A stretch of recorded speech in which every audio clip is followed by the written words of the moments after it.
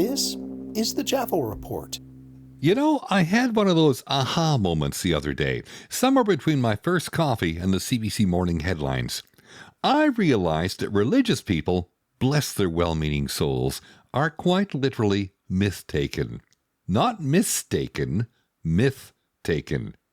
They've taken myths, sometimes very old myths, and mistaken them for a user manual. And who among us hasn't done that? I once followed IKEA instructions in Swedish because I thought the pictures meant something spiritual. Now, before anyone cancels their tithe over this, let's be clear. Myths aren't necessarily bad. According to Joseph Campbell's famous work on mythology, stories are how we make sense of the mystery.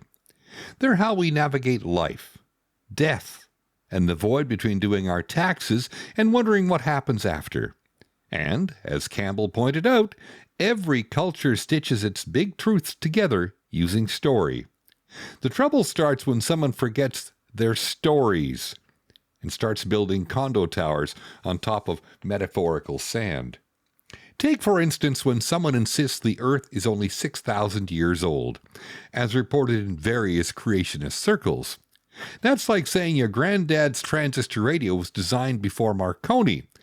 It just doesn't hold up under the weight of evidence from, say, every rock on the planet. But the flip side is those beliefs can offer a sense of purpose, belonging, and moral compass. According to a 2025 Pew survey, people involved in faith communities often report higher social satisfaction and volunteerism. So, myth or not, they're doing something right when it comes to potlucks and community gardens. Still, some of it gets, let's say, myth-directed.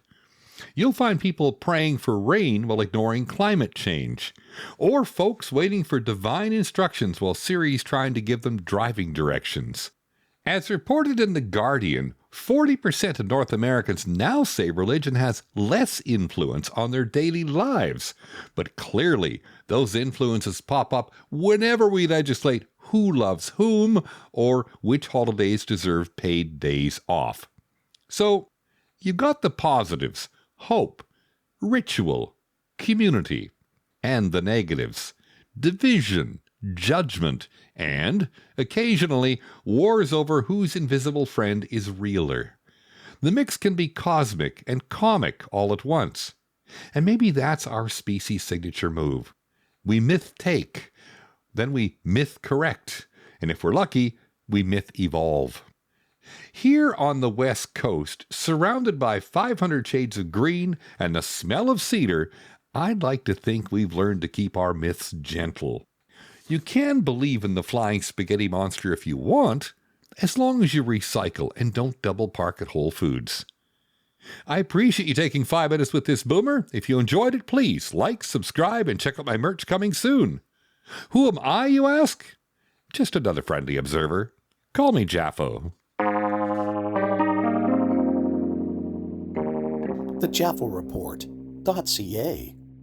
The JAFO Report is downloadable from wherever you get your podcasts from. That's the JAFO There was a time I kept putting off guided meditation, until a heart attack in my 60s changed that. Now I record simple, effective guided meditations to help slow you down when your mind won't. Come on over to babblingbrook.life. That's babblingbrook.life.